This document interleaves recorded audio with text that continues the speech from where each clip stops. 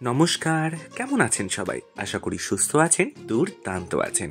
মিঠে হাওয়ার গল্প কথা চ্যানেলে আপনাদের প্রত্যেককে স্বাগত জানাই।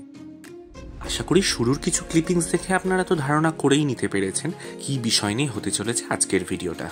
কাজ থেকে হাফ বেলা ছুটি নিয়ে দুপুর চলে এসেছিলাম বাড়িতে। ফিরে এসে কোনো রকমে খাওয়া দাওয়া সেরেই বসে পড়েছিলাম মুখকে ঝকঝকে তকতকে সাদা পাটালি করার উদ্দেশ্যে। কাজের চাপে তেমনভাবে অনুষ্ঠান আগের মতো করতে না পারলেও এখন যেটুকু করার সুযোগ পাই তাতে আমাকে সাহায্য করে মেকআপ আর্টিস্ট এসে। ওই হবে হয়তো প্রায় এক যুগ পর আবার নিজে হাতে মেকআপ করে অনুষ্ঠানে যাওয়ার জন্য বসেছি। এখন আর আগের মতো চটজলদি হাত সরে না, হাত কাঁপে। আজ তাই নিজের সাধ্য মতো স্বাদ পূরণের পালা। যাই হোক, এবার আসা যাক মেকআপের পর্যায়ক্রমের বিবরণ নিয়ে। শুরুতেই একটা ওয়েট টিস্যুর ঘষা দিয়ে মুখের উপরে জমে থাকা তেল ময়লাকে সরিয়ে ফেলা। এরপর ফুসফুস করে টোনার স্প্রে করে রুক্ষ জমিতে একটু আর্দ্রতার ছোঁয়া, তবে সেটা বাজার থেকে কেনা কোনো টোনার নয়, একেবারে ঘরোয়া পদ্ধতিতে তৈরি। এরপর বেশ খানিকটা বায়োটেকের মর্নিং নেকটার ময়শ্চারাইজার দিয়ে গোটা মুখ মর্দন, খড়খড়ে ত্বককে তুলতুলে করার পর এরপর এপিকে কোম্পানির ফাউন্ডেশন স্টিক দিয়ে টোপা টোপা করে প্রলেপ। খানিকটা ওই খাপছাড়া রং ওঠা চটে যাওয়া শ্যাওলা ধরা দেওয়ালের উপর চুনকামের মতো। কত নম্বর শেড, দাম কত, বিস্তারিত বিষয় আমার কিছুই জানা নেই, কারণ বেষ্টুর তরফ থেকে পাওয়া এটা আমার উপহার। ভেজা ব্লেন্ডার দিয়ে খানিক ডলাই মলার পর এবার পালা ব্লাশারের। কিন্তু সেসব জিনিস কোনোটাই হাতের কাছে না থাকাতে লিপস্টিক দিয়েই কাজ সেরে নেওয়া। প্লিজ কেউ এই লিপস্টিকের কালার শেড নাম জিজ্ঞেস করে লজ্জা দেবেন না। বেশ কয়েক বছর ধরে এই লিপস্টিকটা আমাকে এইভাবেই পরিষেবা দিয়ে যাচ্ছে, কাজেই ওর ওপরে লেগে থাকা ট্যাগ নাম সবটাই উঠে গিয়েছে মেকআপ ব্যাগ আর হাতের ঘষাঘষিতে। এরপর লিস্টে নাম ছিল ল্যাকমি রোজ পাউডারের। হাতে পায়ে শ্রী চঞ্চলাতেই পাউডারের ঢাকনা খুলতেই খানিকটা পড়ে গেল। যদিও এটা আমার মেকআপ ব্যাগ সংগঠনের সদস্য নয়, বোনের কাছ থেকে ধার করে নেওয়া। কোথাও ওই সিমেন্ট বালি পাথর দিয়ে ঢালাই করার পর উপর দিয়ে খানিকটা শুকনো সিমেন্ট ছড়িয়ে দিতে হয়, এই কারণে ঢালাইটা খুব তাড়াতাড়ি জমাট বাঁধতে শুরু করে। এই ক্ষেত্রেও বিষয়টা ঠিক ওই রকমই বোধ হয়। মেকআপ মোটামুটি ঠিকঠাক জায়গায় থাকে, গলে যাওয়ার প্রবণতা কমে যায়, ইত্যাদি ইত্যাদি। বহুদিন চর্চা না থাকায় ঠিক ঠাউরে উঠতে পারছিলাম না একেবারে মেরমেরে পাতি লাগছে নাকি সাদা পাটালির মতো লাগছে। একদিকে ব্রাশ বোলাচ্ছিলাম, আরেকদিকে দেখছিলাম সময় কতটা এগিয়ে যাচ্ছে। অনভ্যাসের কারণে হাত গড়াচ্ছিল ধীর গতিতে। মেকআপের ব্যাগের ভিতর বহু হাতড়ানোর পর হঠাৎ খুঁজে পেলাম এই ব্লাশারের ডিব্বাটা। এটা খুঁজে পাওয়ার পর আমি নিজেই জাস্ট ভীষণ লজ্জিত বোধ করলাম, কারণ এটা কোন প্যালেটে ছিল, সেই প্যালেটটাই বা কোথায়, এটাই বা কোথা থেকে গেল, আমি কিছু জানি না। তবে দেখে মনে হলো যে লিপস্টিকের শেডটা আছে ওটার খানিক কাছাকাছি, কাজে এটা দিয়ে কাজ চালিয়ে নেওয়া যেতেই পারে। ব্লাশার হিসেবে চালিয়ে নেওয়ার পর একে কি আর এমনি ছেড়ে দেওয়া যায়? বারে এখনো তো চোখে শ্যাডো দেওয়াটাই বাকি। আর সত্যি কথা বলতে আমি আমার ব্যাগে কোনো আই শ্যাডো খুঁজেও পাচ্ছিলাম না। আর যেটা অবশিষ্ট ছিল সেটা গত 1 বছর 6 মাস আগেই এক্সপায়ার হয়ে গেছে। আমি আগাগোড়ায় বিয়ে বাড়ি, অনুষ্ঠান, পুজো, বেড়াতে যাওয়া ইত্যাদি যে কোনোতেই 3-4টে জিনিসের সাহায্যেই তৈরি হয়ে যায়। আমার কাছে তো মেকআপ করার ভ্যারাইটি জিনিস থাকেও না আর আমার লাগেও না। যাই হোক, আমার এই ছলচাতুরির মেকআপের পরবর্তী নাম কাজল, যেটা ছিল সুগার পপের। বহুদিন অভ্যাস না থাকার কারণে চোখে উইংস করাটা আমার পক্ষে সত্যি অসম্ভব বিষয় ছিল। ওদিকে সময় এগিয়ে যাচ্ছিল দ্রুত গতিতে। কি করব না পড়ে গেছিলাম ভীষণ চিন্তায়। সেই মুহূর্তে দাঁড়িয়ে মনে হয়েছিল সব থেকে সহজ বোধহয় স্মোকি আইটাই। তাই ওই ছোট ডিব্বা থেকে ব্লাশার আর কাজলের লিপাপতিতে শুরু হয়ে গেছিল তার তোড়জোড়। একদিক দিয়ে বাঁচোয়া এই বিষয়টাতে খুব একটা প্রমিনেন্ট বলে কিছু করতে হয় না, না হলে হয়তো ধেড়িয়ে ছেড়িয়ে একাকার করে ফেলতাম। যাই হোক, শেষ হয়েও হয় নাই শেষ। এরপর কিস বিউটির 24 ক্যারেট গোল্ড মেকআপ ফিক্সার দিয়ে মেকআপটা সেট করে নিচ্ছিলাম। আর সত্যি কথা বলতে এটাতে আমি ভীষণ উপকৃত। স্প্রেটা শুকানোর কিছুক্ষণের মধ্যেই ত্বকের মধ্যে একটা অন্যরকম উজ্জ্বলতা দেখা যায়। যারা একবারের জন্য ব্যবহার করেছে তারা সত্যি খুব নাম করেছে। সম্পূর্ণ তৈরি হয়ে পোশাক পরে আমি আর আমার বান্ধবী অন্তরা রওনা দিয়ে দিয়েছিলাম কাশিমবাজার ছোট রাজবাড়ির উদ্দেশ্যে। এইবার আসা যাক মূল বিষয়ে, কেন এত তৈরি হয়ে সেজেগুজে যাচ্ছিলাম ছোট রাজবাড়ি। গোটা বিশ্বজুড়ে পালিত হয় 19শে জুলাই ওয়ার্ল্ড প্যালেস ডে। সেটারই অংশভাগ উদযাপিত হচ্ছিল মুর্শিদাবাদ জেলার কাশিমবাজার এলাকায় কাশিমবাজার ছোট রাজবাড়িতে। 2024 সাল অর্থাৎ এবছরের থিম হিসেবে ছিল ঘোড়া, রাজবাড়ির পৌরাণিক কাহিনী, নানা পৌরাণিক গল্পগাথা এবং রাজতন্ত্র নিয়ে বিশেষ আলোচনা। যথারীতি রাজবাড়ির সামনে পৌঁছে চোখ জোড়ানো, মন ভোলানো এক দৃশ্য। অসম্ভব রকম অপরূপ রূপে সেজে উঠেছে রাজবাড়ি। বহুদিন আগে রাজবাড়ির উদ্যোগে শুরু হয়ে গিয়েছে এখানে থাকা খাওয়ার সাথে জীবন্ত ইতিহাসকে উপভোগ করার সুযোগ।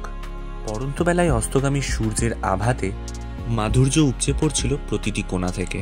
আর তারই সঙ্গে প্রস্তুতি চলছিল সান্ধ্যকালীন অনুষ্ঠানের। আর আমি ছিলাম মুদ্রা ডান্স একাডেমির কর্ণধার সুকান্তদার সঙ্গে এই অনুষ্ঠানে নৃত্য পরিবেশন করতে এবং সমস্ত বিষয়টাকে উপভোগ করতে। সঙ্গে থাকলো ওই অনুষ্ঠানের কিছু অংশ বিশেষ।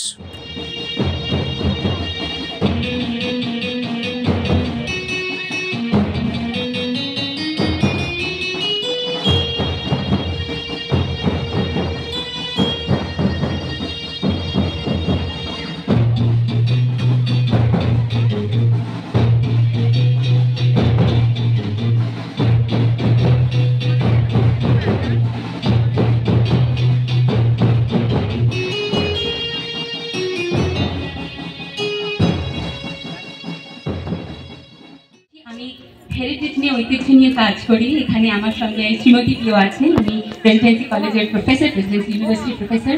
আমরা ঐতিহ্য নিয়েও কাজ করি। এখানে এসে আজকে প্যালেস ডে সেলিব্রেশনসে থাকতে পেরে আমি সত্যি নিজেকে খুব ভাগ্যবতী মনে করছি। খুব সুন্দর হবে আজকের সন্ধ্যা। এই স্মৃতি আমরা নিয়ে যাব দেশ থেকে, ভারতবর্ষের সমগ্র ভারতবর্ষ থেকে, বিদেশ থেকে আরো লোক আসবে। Murshidabad is a very important part of India's history, of Bengal's history. সেটাকে এই পরিবার তুলে ধরেছে। আর আমরা আশা করছি এটা আগামী দিনে আরো ছড়িয়ে পড়বে, আরো বৃহত্তর মানুষের কাছে পৌঁছে যাবে। And there be revival of lost glory. আমি জানি পল্লব মামা দাদু দিদা সেটাই প্রচেষ্টা, এবং আমি মন প্রাণ থেকে সেটা নিতে চাই। সম্ভবত this is the 6th year that is running, এবং আমরা এর মধ্যে ইনভিটেশন পেয়েছিলাম 2 বছর অলরেডি আমরা প্যালেস ডে সেলিব্রেশন করেছি। আপনারা জানেন, আপনারা অনেকেই অংশ নিয়েছেন এবং খুব আনন্দ করেছি আমরা একসঙ্গে, এবং প্রত্যেক বছর একটা থিম থাকে। আশীর্বাদের প্যালেস অফ দ্য রয়্যালসের পক্ষ থেকে এই যে রাজবাড়িকে তুলে ধরা এবং এটা আন্তর্জাতিক জায়গায় নিয়ে যাওয়া আমাদের একটা প্রচেষ্টা, আপনাদের তার সঙ্গে যোগদান করা, এর জন্য আমরা ধন্যবাদিত মনে করছি। আসুন সবাই আমরা এই মনোজ্ঞ অনুষ্ঠান দেখি।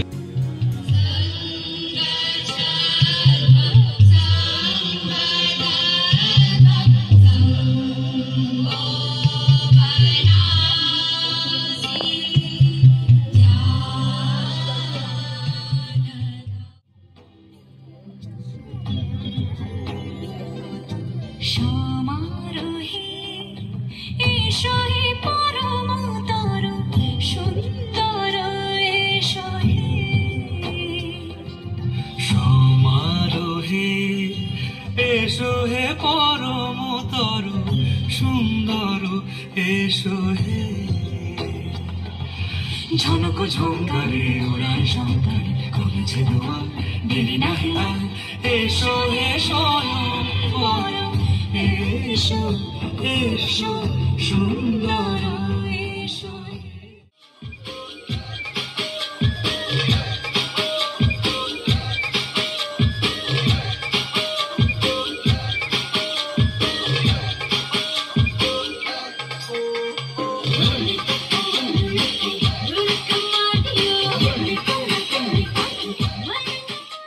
বারবার ফিরে আসি এই ঐতিহ্যের টানে।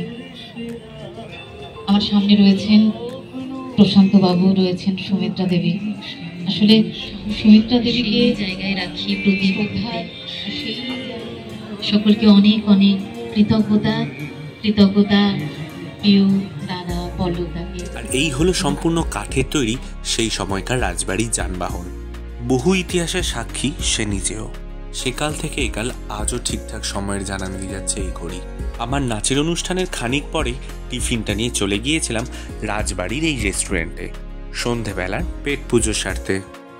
সেই সমস্ত সেরে খানিক বিশ্রাম নিয়ে বাকিদের খুঁজে না পাওয়ায় চলে গিয়েছিলাম রাজবাড়ির অন্দরে। ছবি পাগল মানুষেরা ভালো জায়গার ভালো ক্যামেরাম্যান পেলে তারা সুযোগ হাতছাড়া করতে নারাজ। চারপাশে চোখ ঘোরাতেই মন চলে গিয়েছিল একদম অন্য কোথাও। বাস্তবতা আর কল্পনার মাঝখানে ফারাক বুঝতে সময় লেগে গেছিল বেশ খানিকক্ষণ। যাই হোক, সেখানকার খানিক কেতপর্ব মিটিয়ে বেরিয়ে আসতেই চোখ পড়ল এই আয়নাটার ওপর। অন্দরে থাকা অতি সূক্ষ্ম নিপুণ কাঠের কাজ করা এমন অপরূপ সুন্দর আয়নাটার সামনে নিজেকে দাঁড় করিয়ে আর নিজেকে ধরে রাখতে পারিনি। বাকিটা তো ইতিহাস। এই আলো আধারি মায়ার খেলাতে মেতে উঠেছিল মন্দির চত্বর। ওই দিন প্রাসাদ দিবসের উদযাপন হচ্ছিল রাজবাড়ির প্রতিটা কোনায় কোনায়। আর ইচ্ছে থাকলো কাশিমবাজার ছোট রাজবাড়ি নিয়ে নানা জানা এবং অজানা তথ্য নিয়ে একটা ভিডিও আপনাদের সাথে ভাগ করে নেওয়ার। তারপর ছিল বাড়ি ফেরার পালা। আজ তাহলে ভিডিওটা এখানেই শেষ করি। দেখা হবে পরবর্তী কোনো একটা ভিডিওতে। আশা রাখি ততদিন আপনারা প্রত্যেকে খুব ভালো থাকবেন।